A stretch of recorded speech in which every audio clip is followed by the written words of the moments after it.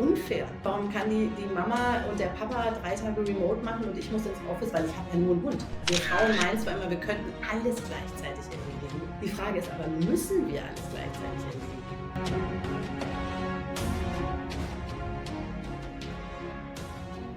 Hallo und herzlich willkommen zu einer neuen Podcast-Folge Erfolgsgeflüster. Heute geht es um ein Thema, das sehr viele betrifft. Vor allem Frauen, aber auch immer mehr Männer. Es geht um das Thema Vereinbarkeit von Familie und Karriere. Vor vielen Jahren war es noch üblich, dass vor allem als Frau man sich entscheiden musste zwischen Familie oder Karriere. Heute ist es zum Glück ein bisschen besser geworden und dennoch gibt es viele Herausforderungen rund um dieses Thema. Genau darüber werden wir in dieser Podcast-Folge sprechen.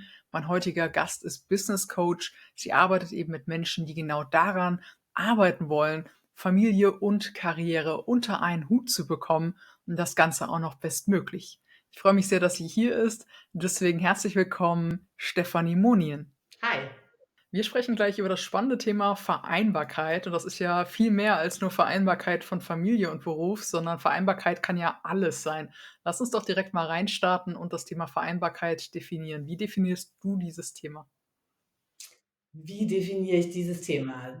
Ich definiere es auf jeden Fall so, dass Vereinbarkeit von Familie und, Karriere nicht zwangsläufig bedeutet, dass ich zu Hause mit 2 Kindern bin und meinem Mann und meinem Hund und meinem Haus. Kann natürlich auch sein.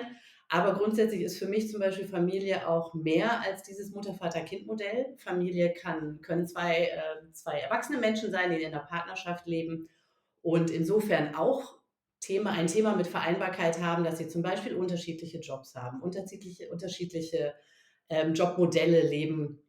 Vereinbarkeit bedeutet auch, die Balance zu halten zwischen dem, was ich beruflich mache und was meine Familie braucht, und da einfach eine gute Balance zu finden.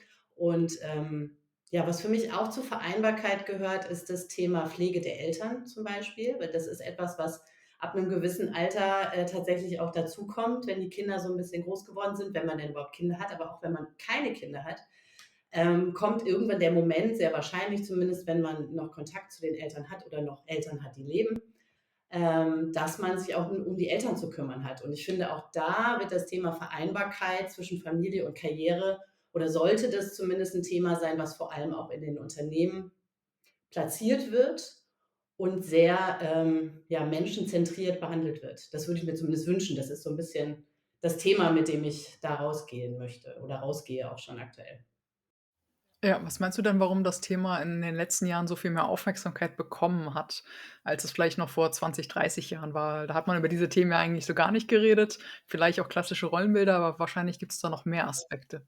Na ja, du hast es ja schon ganz gut gesagt, klassische Rollenbilder, das ist, glaube ich, der Hauptgrund tatsächlich. Also, inwiefern hat sich vor allem natürlich das Rollenbild der Frau verändert, aber auch damit einhergehend das Rollenbild des Mannes, weil auch mittlerweile ja, glücklicherweise viele Männer mehr Zeit mit ihrer Familie verbringen wollen, ihre Kinder aufwachsen sehen wollen, bei ihnen sein wollen, sie ins Bett bringen wollen, von der Kita abholen möchten, Hausaufgaben mit ihnen machen wollen. Weiß ich jetzt nicht, aber, zumindest gibt's viele Papas da draußen, die eben auch mittlerweile sagen, dass sie mehr Zeit mit ihrer Familie verbringen wollen. Von daher glaube ich, dass dieses klassische Rollenmodell der Hauptgrund ist, warum Vereinbarkeit sich verändert hat, weil wir Menschen uns verändert haben, weil die Geschlechterrollen sich verändert haben, weil das Thema, Frauen und Karriere sich stark verändert hat. Und das bedingt automatisch, dass ja, dass sich Verantwortlichkeiten verschieben. Und es ist nicht unbedingt so, dass die Betreuungssituation in Deutschland sich verbessert hat, zumindest nicht so aus meinem Empfinden heraus. Das wird immer schwieriger. Es wird immer schwieriger, einen Kita-Platz zu finden, 'n geeigneten Schulplatz zu finden. Die Klassen werden immer größer und, demnach ist es umso wichtiger, dass dann eben auch beide Elternteile bestenfalls für die Kinder zuständig sind, um das auch alles auffangen zu können. Und von daher denke ich, das ist mit der Hauptgrund. Ich glaube, dass Corona auch noch mal 'n Treiber war, was das Thema Vereinbarkeit betrifft, weil wann haben wir es mehr gelebt als zu Corona-Zeiten mit den Kindern aufm Schoß, ja? Vor der Kamera mit dem Chef und, ich dachte eigentlich, dass wir nach Corona schon weiter wären mit dem Thema Vereinbarkeit. Ich habe aber das Gefühl so ein bisschen, dass es wieder ein bisschen zurückgeht. Also, dass die Menschen, ja dann doch wieder mehr versuchen zu verstecken, dass sie sich eigentlich mehr Vereinbarkeit wünschen und die nicht so leben können, wie sie das, wollen. Ich habe eine Umfrage gemacht und da war ich wirklich erschrocken, weil die meist oder weil viele der Teilnehmer, gesagt haben, dass ihnen das Verständnis seitens des Arbeitgebers fehlt, ähm, was das Thema Vereinbarkeit betrifft. Und da dachte ich tatsächlich, wir wären 'n Schritt weiter nach Corona, ist aber durch die ganze Back-to-Office-Kultur natürlich, wahrscheinlich dadurch auch so 'n bisschen wieder zurückgetrieben worden. Und deswegen habe ich's mir auch so 'n bisschen mit zur Aufgabe gemacht, da auch in die Unternehmen zu gehen und daran zu erinnern, wie wichtig das ist, dass beides miteinander funktioniert, weil's Mitarbeiter zufriedener sein lässt, wenn sie eben auch nicht nur ihren Job, sondern auch das Thema Vereinbarkeit, also ihre Familie, ja, leben können. Ja, heute bist du selbstständig und vereinst all das, da kommen wir gleich noch ein bisschen drauf zu sprechen. Das war ja aber nicht immer so. Du warst ja auch mal Führungskraft, noch bevor dein Sohn geboren wurde. Wie hast du das Thema damals erlebt, quasi aus der Perspektive eben einer ja, einer kinderlosen Angestellten oder Führungskraft sogar? Was hat sich verändert? Oder es hat sich 'ne ganze Menge verändert. Ich war nicht unbedingt 'ne Führungskraft, die kein Verständnis hatte für die Teammitglieder mit Kindern, aber ich habe es selber nicht nachfühlen können, weil ich hatte keine Kinder. Das heißt, ich bin morgens ins Büro gegangen und ob ich jetzt abends um 18 Uhr gegangen bin oder um 20 Uhr oder um 22 Uhr, ich habe in der Mediabranche gearbeitet, da hat man gerne auch mal 'ne Nacht oder 'n Wochenende durchgearbeitet oder beides. Und, ich habe es zwar verstanden, aber ich habe es, wie gesagt, nicht nachfühlen können. Und dementsprechend war ich in der Position ohne Kind dann oftmals die, die die Arbeit von allen anderen mit übernommen hat, die aufgrund der familiären Situation pünktlich gehen mussten oder weil das Kind krank war et cetera pp. Es ist heute noch so und das ist, glaube ich, auch 'n Thema, für die Unternehmen, dass das gegenseitige Verständnis fehlt. Weil auf der einen Seite das Verständnis der kinderlosen, sage ich mal, Führungskraft, jetzt mal als Beispiel, die denkt: „Super, wenn die Mama wieder ihren Stift fallen lässt um 16 Uhr, dann muss ich den ganzen, Kram übernehmen.“ Und umgekehrt aber auch, und das finde ich auch super wichtig, das Verständnis der, sage ich mal, Mama oder auch Papa, der um 16 Uhr gehen muss, weil er dann nicht nach Hause in seinen Feierabend geht, sondern zu seinem Zweitjob, nämlich zu seiner Familie, zu seinem Kind. Und da aber auch 'n Verständnis zu schaffen der Menschen, die nach Hause gehen und Kinder haben, für die Leute, die im Büro sitzen und weiterarbeiten und die eben von jetzt auf gleich vielleicht auch irgendwelche Feuer löschen müssen, weil das Kind eines Mitarbeiters krank ist und im Prinzip ständig bereitstehen für alle Eventualitäten. Und auch das Thema Urlaubsplanung ist ja 'n Riesenthema in den Teams. Warum kriegen immer die Muttis und Papis mit den Kindern bevorzugt, ne, die Entscheidung, wann sie Urlaub machen möchten, weil sie sich an die Sommerferien oder Kitaschließzeiten oder so wie auch immer halten müssen. Ist klar, das lässt sich auch nicht ändern, aber es geht so 'n bisschen darum, da einfach 'n Verständnis 'n besseres Verständnis zu schaffen für beide Seiten, damit sie 'n bisschen besser auch miteinander arbeiten können. Und, da glaube ich, ist das Thema Kommunikation ja noch so 'n bisschen, ja, was, woran man auf jeden Fall arbeiten könnte oder kann in den Teams. Vereinbarkeit kann ja eben auch mehr sein als Familie, ne? Wir hatten gerade auch schon das Thema mit Eltern, ne, pflegebedürftig und so, wobei das auch noch in das Thema Familie quasi reinfällt. Aber es gibt ja auch noch andere Aspekte, wie zum Beispiel wahrscheinlich auch Haustiere. Also, gerade Hunde sind ja auch oft, ja, bedürftig, dass sie eben Aufmerksamkeit brauchen, dass sie vielleicht in der Mittagspause mal rausgelassen werden müssen oder Ähnliches. Hast du da noch ein paar andere Beispiele für das Thema Vereinbarkeit, was da so reinfällt und was dir vielleicht auch in deiner jetzigen Arbeit immer wieder begegnet? Ja, also ich hatte ja gerade schon, also wie gesagt, das Pärchen zum Beispiel, was unterschiedliche Arbeitszeiten hat. Tiere, klar, ist auf jeden Fall ein Thema. Mit Corona haben sich ganz viele Menschen, weil sie verständlicherweise jemanden um sich haben wollten, also vor allem viele alleinstehende Menschen zum Beispiel auch, Haustiere besorgt. So 'n Hund oder auch Katzen oder, 2 Ratten, hat mein Sohnemann zum Beispiel nebenan. Die müssen jetzt nicht Gassi gehen, ja, aber auch die wollen versorgt werden. Die brauchen auch was zu essen. Und, auch das ist ja so 'n Riesenthema gewesen. In der Corona-Zeit war alles kein Problem, in Ordnung, du hast ja zu Hause gesessen und dann hieß es aber: „Komm wieder zurück ins Office.“ Und bestenfalls, weil du bist ja kinderlos zum Beispiel, also nehmen wir jetzt wirklich mal die Kinderlosen, ja, die aber 'n Hund haben. du bist alleinstehend und kinderlos, du kannst doch jetzt 5 Tage zurück wieder ins Office kommen, ist doch kein Problem. Also gerade für dich so. Und, da habe ich tatsächlich auch Klienten und Klientinnen, die sagen: „Ja, aber das ist unfair, ne? Warum kann die Mama und der Papa 3 Tage remote machen und ich muss ins Office, weil ich habe ja nur 'n Hund. Es ist aber gleichzeitig auch nicht erlaubt, den Hund mit ins Office zu bringen.“ Schwierig. Es wurden super viele Tiere, wir haben damals mit 'm Tierheim hier gesprochen, wieder abgegeben nach Corona. Nicht, weil sie abgegeben werden wollten, sondern weil grade die jungen Leute, die sich 'n Tier angeschafft haben, das Tier wieder abgeben mussten, weil sie gezwungen wurden, wieder ins Büro zu gehen.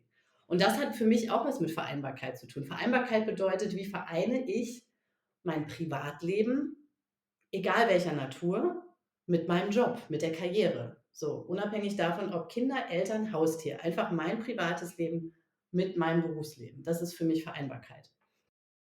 Dass wir das halt 'n bisschen, also meiner Meinung nach, noch 'n bisschen größer platzieren dürfen bei den Unternehmen, dass es eben 'n bisschen mehr ist oder nicht nur 'n bisschen, es ist mehr als Mama, Papa, Kind. Was hat sich denn bei dir verändert durch die Geburt deines Sohnes mit Blick eben auf das ganze Thema Vereinbarkeit? Weil das hat ja dein Leben sicherlich um 180 Grad umgekrempelt. Wie hat sich das in deinem damaligen Job noch eben als Führungskraft ausgewirkt? Also, ich habe glücklicherweise wirklich 'n guten Arbeitgeber gehabt, der mit dem Thema Vereinbarkeit und Familie sehr gut umgegangen ist.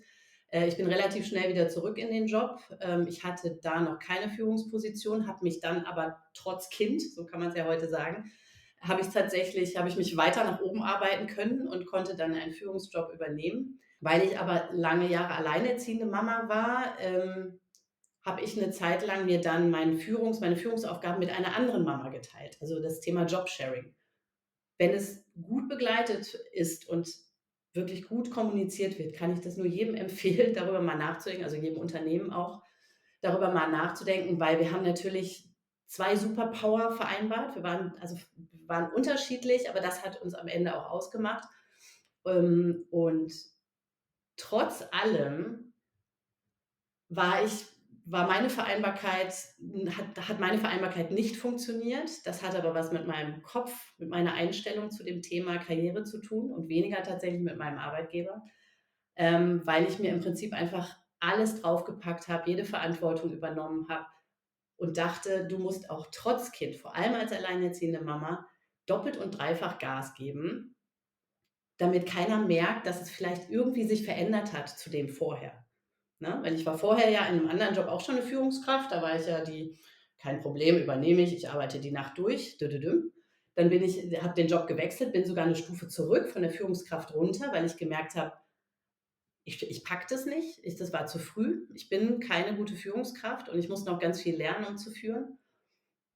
Dann habe ich das gelernt, auch mit dem Kind, habe es aber übertrieben, weil ich dachte, führen heißt auch, für alle Menschen da zu sein, und zwar permanent zu jeder Zeit, für jede Sorge, und wie gesagt, mir alles draufzupacken. Und dann bin ich ich weiß nicht, ich würde es nicht Burnout nennen, aber es war 'n akuter Erschöpfungszustand und bin dann in die Mutter-Kind-Kur gegangen und habe da tatsächlich dann gelernt, so 'n bisschen mehr auf meine eigenen Bedürfnisse zu hören und die auch zu kommunizieren und konnte dann zurückkehren in den Job mit deutlich mehr Selbstfürsorge-Skills, als ich die vorher hatte. Und meinen Job dann quasi weitermachen, zumindest im besten Sinne, wie ich glaube, dass ich ihn also, ich glaube, dass ich ihn gut gemacht habe, aber ich habe ihn eben anders, gelebt, den Job, und, mehr fokussiert auch auf das Thema Vereinbarkeit und Familie. Selbstwirksamkeit oder auch Selbstfürsorge, du hast es gerade angesprochen. Hast du da mal noch so 'n Tipp vielleicht für unsere Zuhörerinnen und Zuhörer, die jetzt auch sagen: „Ja, ich kümmere mich vielleicht um mich selbst gar nicht so oft bewusst und eigentlich würde mir das gut tun.“ Wie könnte man da anfangen, ein 2 Sachen in seinem Alltag zu verändern, um sich eben auch um sich selbst genug zu kümmern, damit man eben all diese Herausforderungen wie Vereinbarkeit zum Beispiel auch sehr gut meistern kann, langfristig? Also, ich glaube, ich weiß nicht, ob du das Buch, „Tiny Habits“ kennst, ne? „In kleinen Schritten“ wahrscheinlich. Das hat mir tatsächlich ganz gut geholfen, so kleine Inseln zu schaffen in meinem Alltag. Kleine Insel heißt, dass ich mal als Beispiel wirklich an der Kaffeemaschine, ähm, Kniebeugen mache, so. Das ist jetzt so, ne, Thema Beweglichkeit. Also, wie komme ich überhaupt in Bewegung? Weil es gibt nicht wenige Menschen gerade, die zu Hause arbeiten und, in der Selbstständigkeit, zumindest in meinem Fall ist es so, dass ich größtenteils zu Hause bin, die gehen quasi vom Bett, ziehen sich schnell was an den Schreibtisch. Dazwischen ist nicht viel Bewegung, so. Und das ist halt 'ne Möglichkeit, einfach, Dinge miteinander zu kombinieren, die der Alltag sowieso mit sich bringt, die man dann aber im positivsten Sinne für sich selber nutzt. Was ich auch eigentlich jeden Tag mache, ist, mir mindestens 10 Minuten von allen Geräten, also Computer, Laptop, Handy, hier ist alles voller, digitaler Geräte, ganz bewusst in einen anderen Raum gehe, bestenfalls nicht das Badezimmer, wo die Wäsche wartet, bestenfalls nicht die Küche, wo der Abwasch wartet, sondern wirklich 'n Raum, wo möglichst wenig Ablenkung ist, und einfach 10 Minuten nichts tue. Wirklich nichts, aber auch keine Musik auf den Ohren, einfach gar nichts und atme. Einfach atme, einfach sein. Und, ich weiß, es hört sich so simpel an, ist es aber nicht, weil das Schwierigste daran ist, es wirklich so in den Alltag zu etablieren, dass man's auch regelmäßig macht. Genau, das sind so kleine Hacks. Ich habe früher in der Zeit vor Corona oder auch mit Corona habe ich einen Stöpsel im Ohr gehabt, da war ich im Meeting und an der anderen Hand hatte ich meinen Sohn. Und das erzählt mir mein Sohn heute noch, 6 Jahre später oder 5 Jahre, wie wann kam Corona? 5 Jahre, 2019, ne? 2020. 4 Jahre später erzählt er mir noch, wie ich ihn abgeholt habe und gesagt habe: „Ja, jetzt nicht, jetzt bin ich hier und, was hast du gesagt? Ach ne, ja, dich meine ich nicht.“ Also, dieses klassische, ne, hin und hergerissen sein. Und das ist zum Beispiel was, das würde ich heute nicht mehr machen.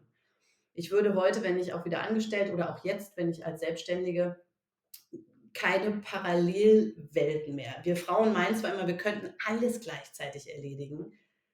Die Frage ist aber, müssen wir alles gleichzeitig erledigen? Oder kann ich nicht in dem Moment einfach ganz bewusst sagen: „Ich beende jetzt dieses Telefonat, ich rufe dich in 'ner halben Stunde zurück. Ich kann zwischen 16 und 17 Uhr an dem Call nicht teilnehmen, weil ich mein Kind von der Schule abhole.“ Und da kommt das Thema Vereinbarkeit in Unternehmen spielt da wieder 'ne Rolle. Ich als Selbstständige kann das relativ gut entscheiden und kann sagen: „Ich habe zwischen 16 und 17 Uhr keinen Call.“ Ähm, und in Unternehmen wünsche ich mir ehrlich gesagt, dass es selbstverständlich wird, dass die Arbeitszeiten 'n bisschen flexibler werden.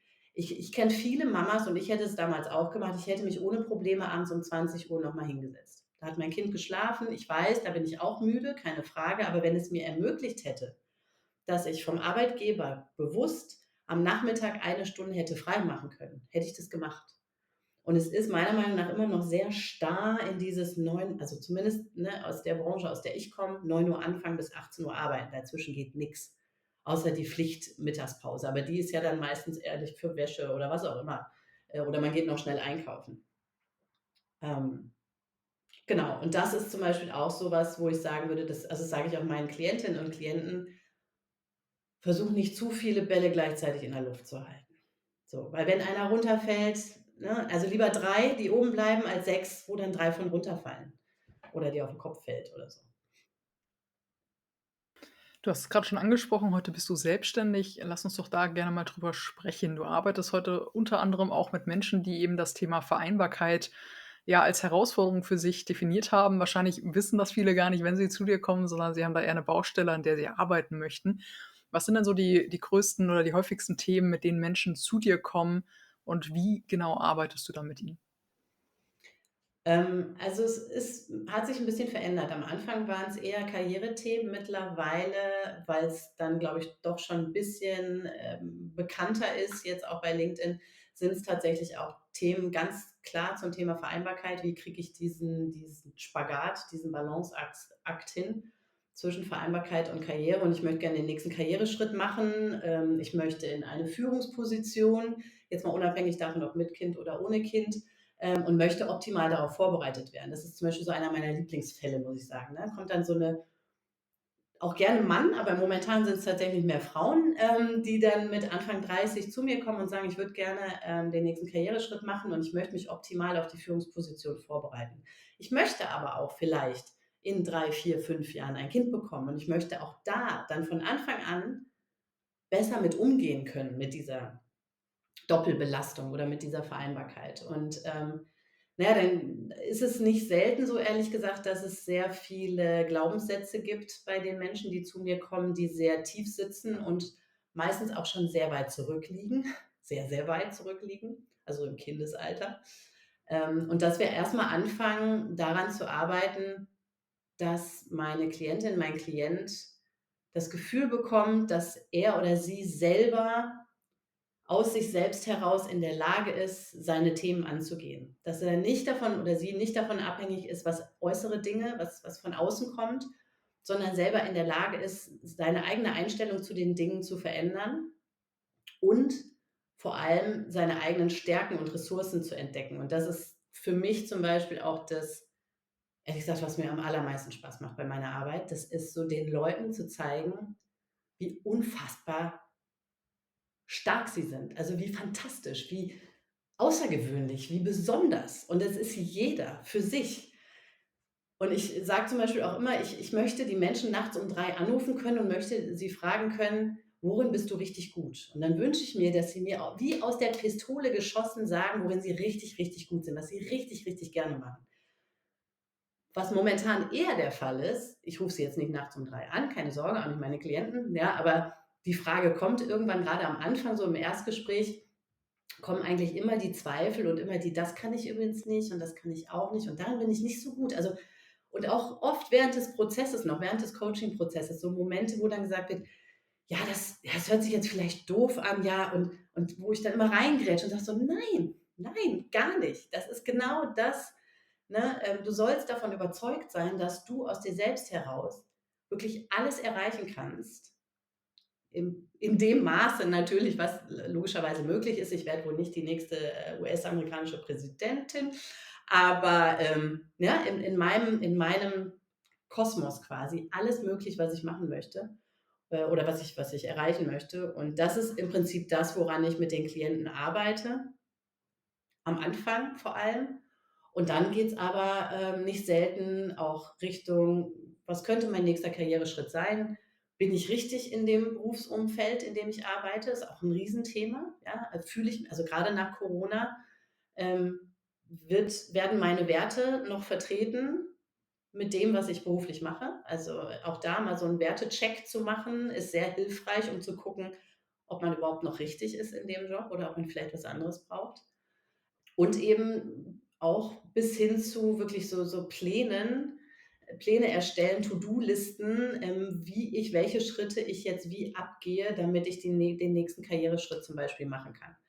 Ähm, oder welche Veränderung auch immer notwendig ist, die der Klient mit sich bringt. Also, es ist super unterschiedlich, aber ich glaube, zusammengefasst arbeite ich mit 'nem klaren Ziel. Das ist super wichtig und ich komme immer wieder zurück auf das Ziel. Das heißt, wir überprüfen das Ziel immer wieder, ob es noch das Richtige ist, weil es kann sich verändern, ne? Ich kann heute 'n Ziel haben und in 3 Wochen ist irgendwa das Leben von links und rechts gekommen und mein Ziel hat sich verändert. Also, immer wieder das Ziel wirklich zu checken, zu überprüfen. Dann arbeite ich mit ganz viel Klarheit. Also, ich kann nicht so 'n Drumherum Blibliblim. Ich kann zwar viele Worte nutzen, aber vor allem klare Worte und klare Fragen stellen. Und dann finde ich es super wichtig, zwischendurch mal zu lachen. So. Und zwar bestenfalls auch dann, wenn die Situation eigentlich gefühlt nicht zum Lachen ist. Ähm, weil am Ende hilft es immer, aus diesen Tiefs rauszukommen. Und Coaching ist ja zum Beispiel anders als Therapie gar nicht problemorientiert. Und wir wollen nicht in irgendwelchen Problemfeldern, ich gehe auch nicht viel in die Vergangenheit zurück, sondern es geht vor allem um das nach vorne gucken, einen Fokus zu haben und da eine Lösung zu finden für das Problem, was ich habe. Und nicht darüber nachzudenken, warum habe ich das Problem? Kann man machen, ist aber meiner Meinung nach, hält es eher zurück. Und deswegen bin ich 'n Fan davon, ganz schnell darüber nachzudenken: „Wie komme ich raus aus dem Problem?“ Ja. Wenn man jetzt genau in so 'ner Situation ist, ne, sich da vielleicht auch wiedergefunden hat, vielleicht jetzt auch schon merkt: „Ah ja, es ist wirklich dieses Thema Vereinbarkeit oder auch das Thema Werte.“ Wie kann man dich denn am besten jetzt, erreichen, kontaktieren? Also, wo findet man dich oder wo findet man vielleicht auch mehr Informationen zu dem, was du machst? Also, man findet mich bei LinkedIn, wie wahrscheinlich, ja, 99 aller Business und systemischen Coaches.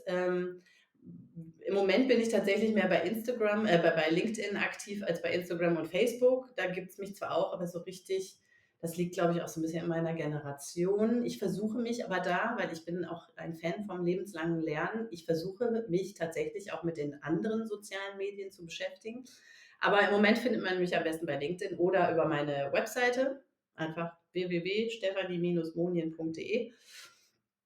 Da findet man mich auch und ansonsten Google, ja. Anrufen, wie auch immer. Genau, wir packen auf jeden Fall deine Links und Kontaktdaten unter dieses Video. Schaut da gerne mal rein. Vielleicht eine Frage noch fachlicher Natur, bevor wir dann zu den Abschlussfragen kommen.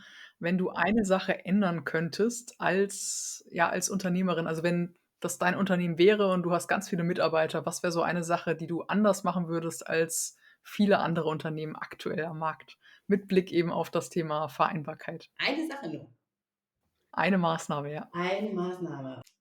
Boah, da muss ich mich jetzt auf dann würde ich tatsächlich die Kommunikation verbessern.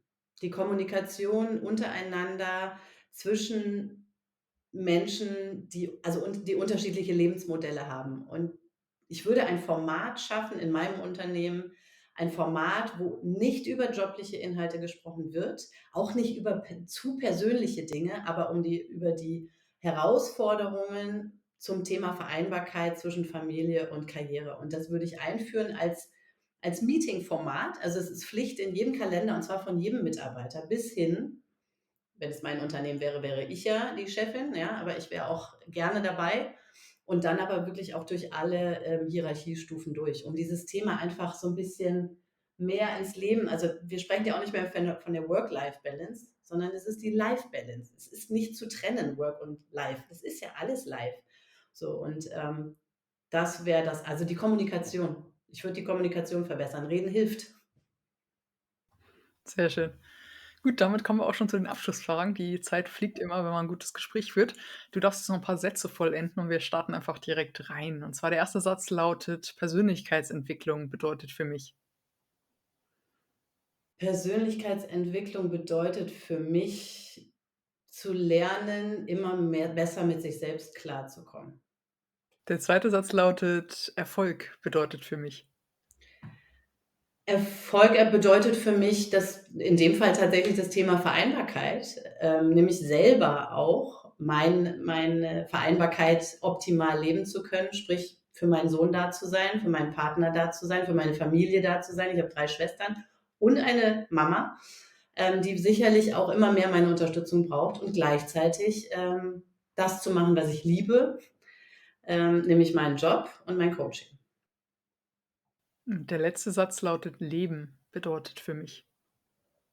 Leben bedeutet für mich, selbstwirksam zu sein. Also, das ist das, was ich meinte, dass ich mir all meiner Stärken und Ressourcen bewusst bin, um das verändern zu können, was ich aus mir selbst heraus verändern kann. Das ist Leben. Und dann noch ganz viel Lachen dazu.